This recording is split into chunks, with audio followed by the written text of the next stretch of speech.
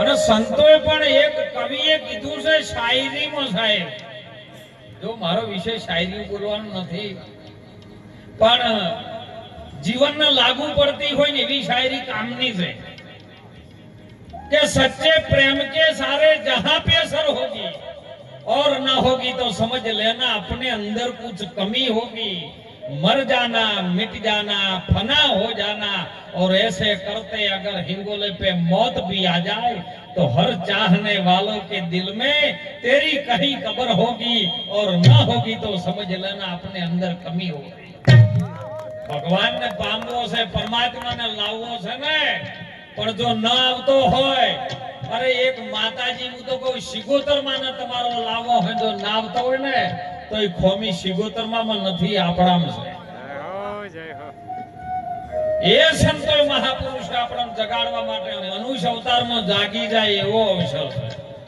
બીજો કોઈ અવતાર નથી, બીજો કોઈ અવસર નથી, બીજા કોઈ જીવ જંતુ પ્રાણી ઢોર ઢોખરની અંદર ખબર નથી પડતી કે આત્મ તત્વ શું છે।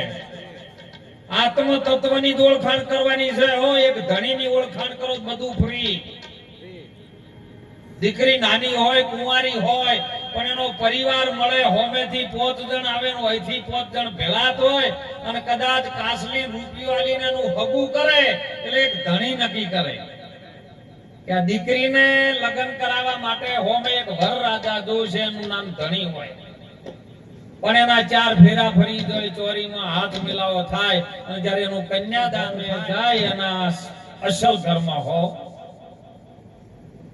સંતોએ કીધું છે એ છોડી પિયરિયું મારે જાવું રે સાસરીએ, અરે જે મારે શરમ મને હવે શાની રે, મને બોલાવે કોઈ શાની। જો આપણે જો જાવું છે એમાં શરમ છે નહીં। સંતો કે ચારની વાત ના તમે જય બોલો, પણ તમે જય બોલવામાં શરમ છે। કેમ? અરે જો જવું છે એમાં શરમ છે નહીં। અને એટલે મહાપુરુષે સંતોએ કીધું કે કદાચ દીકરીએ લગ્ન કરીને જાય ને એટલે ત્યાં કણ બધું હાહુ ને હાહરો ને જેઠ ને જેઠાણી નડદ ને નડદોય મોમો હાહરો ને મોમી હાહુ ને બધું ફ્રીમાં આવે। બોલો આવે કે ન આવે? પૈસા ચૂકવવા પડે છે। तो सदगुरु नामनो एक खिलो कबीर साहिबे कीधुं, चलती चकी देख के दिया कबीरा रोई, 2 बड़ के बीच में सावंत बचा न कोई। एक आकाश નું પડ છે અને એક ધરતી નું પડ છે અને વચ્ચો વચ્ચ તમે ને હું આઈને ઉભા છે। પણ આ ચક્ર કળિયુગ નું પડ ચાલી રહ્યું છે। આધી વ્યાધિ ઉપાધિ નો પડ જે આપણા વચ્ચે દોણા નાખે બધું પીલાઈને જાય।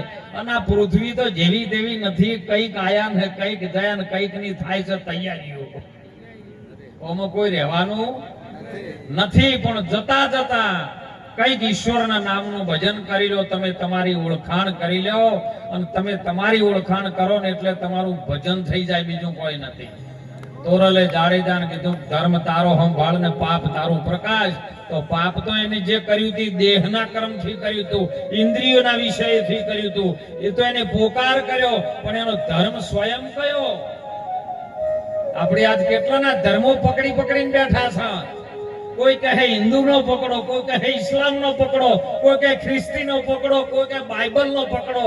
આ બધા તો ગણતરી વાળા, પણ તમારો સ્વયં નો ધર્મ શું? તો મહાપુરુષો ભગવાન શ્રી હરિ નારાયણ કૃષ્ણજી કહેતા કે હે અર્જુન, સ્વયં નો ધર્મ એ છે કે તું તને જાણ, તું તને જાણી તારો ધર્મ છે। અને તું તને જો ન જાણે, તારી આત્માની ઓળખાણ ન કરે અને ઓમ નોમ જો કદાચ જતો રહે પંચભૂતનું મહાપુતળું, તો તું જ આત્મા હત્યારો છે, બીજી કોઈ આત્મા હત્યા નથી। હવે ઓમાં આપણી કેટલી આત્મા હત્યાઓ કરીએ છીએ આપણને ખબર।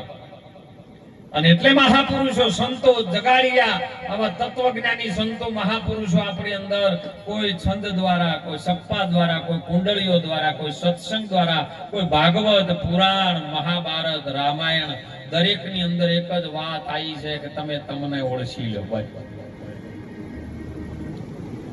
દુનિયાની અંદર માતા પિતાના એક સારા કર્મથી, સદગુરુની કૃપાથી પ્રકૃતિના નિયમ પ્રમાણે શરીર બન્યું છે।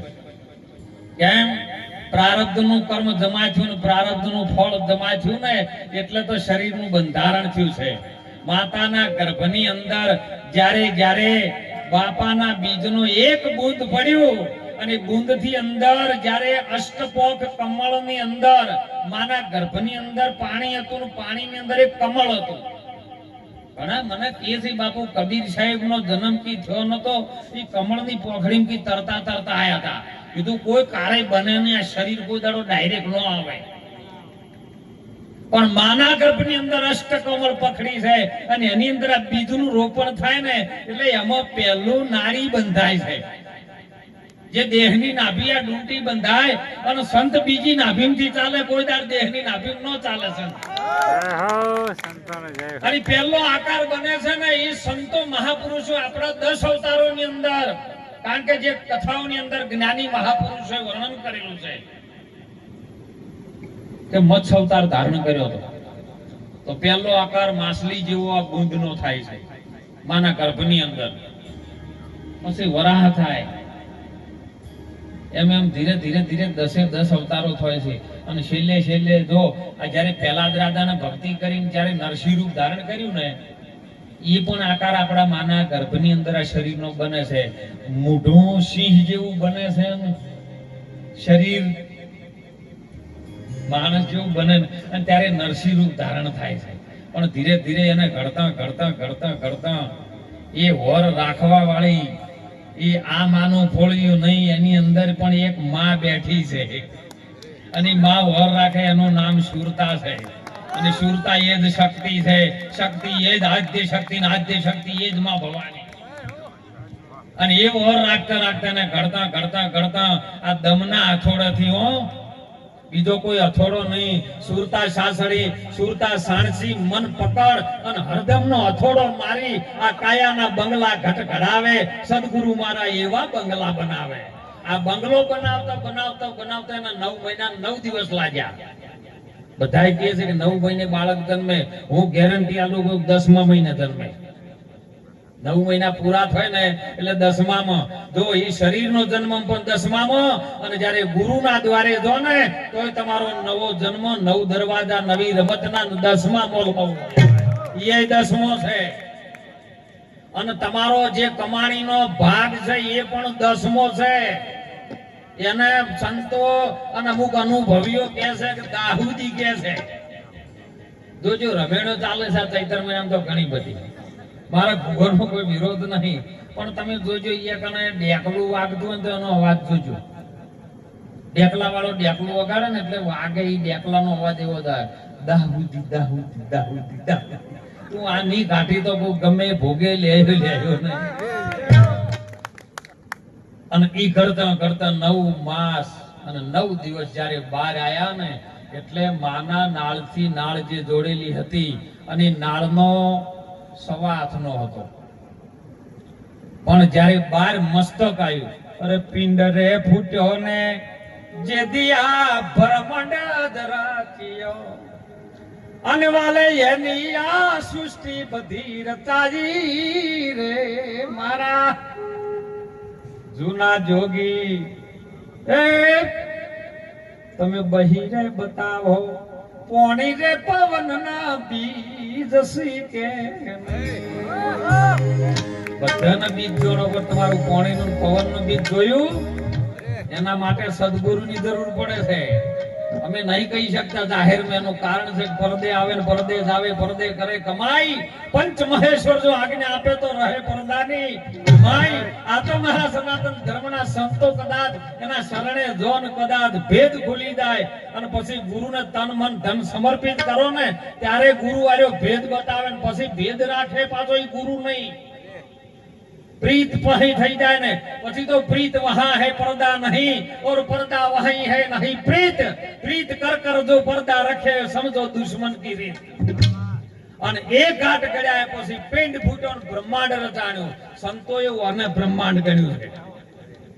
એ પિંડ ફૂટ્યો માના ગર્ભની અંદરથી જ્યારે મસ્તક બહાર આવ્યું જાય અને નાળથી નાળનો શેડો જોડેલો હતો અને જ્યારે ઈ પવન માના શ્વાસથી પવન આવતો હતો ઈ નાળમાં ઘસાતો હતો ને ઘસાય એટલે અવાજ આવે. તમે વિચાર કરજો, બે વસ્તુ ઘસાય ને ત્યારે અવાજ આવે. ઈ અવાજથી આર્યો જીવતો હતો, અને જ્યારે કપોણનો ગોઠ મારી એટલે ભૂલી ગયો ઉન આ અકાર મકાર ને ઉકાર ની માયા લાગી ગઈ. આ ત્રણેય વ્યાધિમાં જીવ ફસાયો. હવે એને કાઢવો બહુ મુશ્કેલ છે સાહેબ. અને આયા પછી જ્યારે એના શ્વાસથી ડચકું લીધું છે, કોઈ પણ બાળક જન્મે તો તમે ગેરંટી મારીને જોજો, એનું પહેલું ડચકું એવું થશે. અને અગણતરીમાં નહીં આવતો મહારાજ, બધું આવે. 36 ટકાના અક્ષર આવે, ફોળ વ્યંજન આવે, પણ જે 53મો છે ની ગણતરીમાં આવતો બધાયમાં ઈરો આવે, પણ ઈરો બધમ ના થાય. આવી વાત સદગુરુની છે. અને ત્યારે ભૂલી ગયો સાહેબ કે હવે એ પ્રભુ તને જે બોલ કર્યો તો ગર્ભવાસમાં, હવે મારે તારે કોઈ લેવા દેવા નથી. કેમ કે આવતા ભલે એના શ્વાસથી શ્વાસ લેવાનું ચાલુ કર્યું એટલે એના કાનમાં જે અવાજ આવતો હતો, જે ધ્વનિ માના નાળથી સંભળાતી હતી, એ લોક થઈ ગઈ. ગુરુનો દ્વાર હતો એ બંધ થયો નાદનો. અને પછી કારે બાજુ બધે ઉભો હતા કોઈ જલેબીઓ ને પેડા ને બરફીઓ લઈ લે. એ અમારે ભત્રીજો આવ્યો, એ અમારો દીકરો આવ્યો, એ અમારે ભોણિયો આવ્યો. એટલે પેલો જેટલો બધાનો એટલામ ઝાડમાં ગૂંથાઈ ગયો ને, અસલ હતો એ ભૂલી ગયો, બીજું થઈ ગયો છે. હવે આ બીજું થઈ ગયેલું છે એનું મટાડવું હોય ને તો કેવલ એક જ રસ્તો છે. સદગુરુ કી એક ભૂખ એક પલ में जग लाख जलावे, जितना हो मन का मेल एक भूख में जल जावे. હજારો મણ ઘાસ જંગલમાં ભેરું કરો, પણ એને હળગાવવા માટે કોઈ હજારો મણ લાકડો બીજું કોઈ હળિયો ન જોવે. અને અત્યારે તો નથી. પંખી પારેવડા એક એક હળી કરી કરી કરી ઝાડ ઉપર માળો બધે એક એક હળી લઈ લઈ, ચોંચમાં હળી લાવે, એક એક હળી લઈ લઈને માળો ગૂંથે. મોણે એક હળી કરે આખો માળો વેગી નાખે. સ્વભાવમાં પરિવર્તન આવ્યું. પણ સદગુરુ ચરણે જો એટલે કોઈ પણ જાતનો સાહેબ અંદર અહમ ભાવ નો રાખતા. જેને જેને અહમ ભાવ મટાડ્યો સદગુરુ ચરણે જઈ અને કદાચ પોતાની જીવની ઓળખાણ, જો કોઈની ઓળખાણ નહીં, ગંગા સતીએ કીધું છે એ તમે જીવની ઓળખાણ કરો. જાતિ સજાતિની તમને જુગતી બતાવું પાનભાઈ, બીબે પાડું બીજી વાત. આ જીવની તમારી ઓળખાણ તો થઈ જાય. જીવ છે કોણ? તો ગીતામાં કીધું છે કે જીવ મમ અવિનાશી. હે અર્જુન, જીવ મારો જ અવિનાશી છે. પણ તું આ વાતને ભૂલ્યો છે. એ ભૂલ એ ગુરુના ચરણે કીધું છે કે ભૂલેલા મનને બાવાજી અમને ભૂલ તમે સુધારજો, મને સમજણના હોટા દેજો. સદગુરુજી મને હવે ચરણમાં, ઘણા કે છે સાખીઓમાં સદગુરુ ચરણ સેવતા, સદગુરુ ચરણ સેવતા. હવે આપણે વિચાર કરવું, સદગુરુ નું ચરણ જીવ હે બધા વળી પેલા કંકુ વાળા પગ કરે ને અંગોઠા ધોવરાવે એને કે છે ગાર્યા ચરણ છે.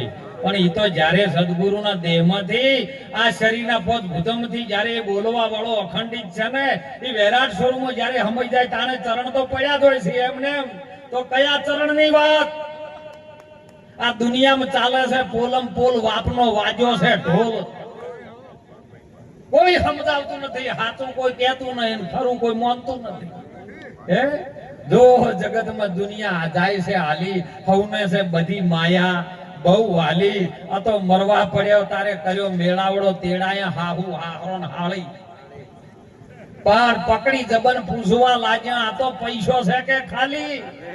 જોજો સેવા તો પૈસા હસી તો પાછો કરશે ને કે ખૂણામ ખાટલો છે. વર્ધેની ગમેણ્યો હોય ને એ ખાટલા હોય છે એમાં ડોહ નાતો કે હવે કોઈ કોમના રહ્યા નથી. માટે ભગવાનનું ભજન કરજો. દોલતરામ બાબા કહેતા હતા કે જવાનીની અંદર સદગુરુ ચરણે રહીને ભગવાનનું ભજન કરજો. તેમે આ ધરતી ઉપર જેને મોકલ્યા છે ને એનું જો નામ ગાળવા માટે શું છે સાહેબ કે એક ગુરુની બ્રહ્મ અગ્નિનો જે બ્રહ્મ નાદ થાય અને નાદના આશરે જો આ જીવ જાગી જાય ને તો જીવ જ શિવ બની જાય. વાર લાગે એવી નથી. પણ આપણે અંદર માયાને એટલા બધા આવરણ પડ્યા છે. જેમ આપણે હાલ બધા બેઠા છે ને, એક દ્રષ્ટાંત કહું સીધે સીધું હો કે આપણે તમે આ મૌન બધા જે બેઠા છે ને એની નીચે પોણી છે. અઢળક નદીઓ 999 નદીઓ હોય છે, નીચે પોણી છે. પણ પોણીને કાઢવું હોય શું કરવું પડે? બોર વાળાને બોનું આલવું પડે, રીંગ વાળા. રીંગ વાળા ને બોન વાળો એટલે રીંગ વાળો રીંગ લઈને આવે, સ્થાનિક છળ જોવે અને પછી સીધું પડ વેધવાનું ચાલુ કરે એની રીંગના લોલર થી. વેચતા વેચતા વેચતા પોણી આવે અને પછી બધા કે ગાડો પોણી વધાવો. બોલો તમે પોણી વધાઈ શકશો? તો તાણ રીંગ વાળાને તમે બોનું આલ્યું હતું, શેનું પોણીનું આલ્યું હતું? ના, પોણીનું નતું આલ્યું.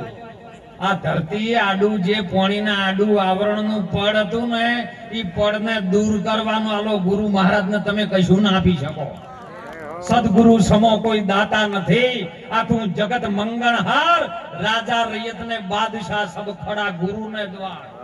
ગુરુ જેવો કોઈ નહીં. ગુરુ આગળ તો ભગવાન પણ ઉભો રહ્યો છે. કેમ? અધિપતિ નારાયણ જેને વિશ્વની અંદર એવી લીલા રચી, આપણો ધર્મ ગ્રંથ જે ગીતાનું જ્ઞાન પીરસનારો શ્રી હરિ નારાયણ કૃષ્ણજી સાહેબ, દ્વારકાની ભૂમિકામાં, દ્વારકાની હોનાની નગરીમાં રહેવા વાળો, એક વખત હોનાના ઈંડોળા ઉપર બેઠો છે. ગામની અંદર, દ્વારકા નગરીની અંદર દુર્વાસા મુનિ પધાર્યા છે, સંત પધાર્યા છે. આખું ગામ ઈંડોળો ચડ્યું છે કે દુર્વાસા મુનિ પધાર્યા, સંત પધાર્યા. અને વાયકા ઠેઠ કૃષ્ણના કાન સુધી જઈ એટલે રૂક્ષ્મણીએ કીધું કે હાલો ને હરી, હે મારા નાથ, હે મારા ધણી, હાલો ને આપણે સંતને આપણી મઢોલી સુધી લાવો, આપણી દ્વારકા નગરીમાં લાવો અને આપણા મહેલમાં લાવો. એટલે કૃષ્ણને તો બધી ખબર હતી. એ તો તન કઈ જાણે, મન કઈ જાણે, જાણે અંતરની ચિત ચોરી. એના આગળ આપણે શું છુપાવીએ, જેના હાથમાં હતી જીવન મરણની દોરી. એટલે રૂક્ષ્મણીને કીધું કે જવું ખરા, આપણે જઈએ ખરા, પણ જો સંતને લાવવાની બહુ કઠિન વાત છે. એની આજ્ઞાનું પાલન કરવાનું તમારામાં તાકાત હોય, ત્રેવડ હોય તો જ આપણા ઘરના ઓગણે લાવજો, ન કે રહેવા દેજો. એટલે રૂક્ષ્મણી કે નાથ તમે કરશો એમ કરશો. બે જણ કંકુનો થાળ, કંકાવટી ચોખાનો થાળ લઈ અને સાહેબ દ્વારકા નગરીમાં ગોધર્યા.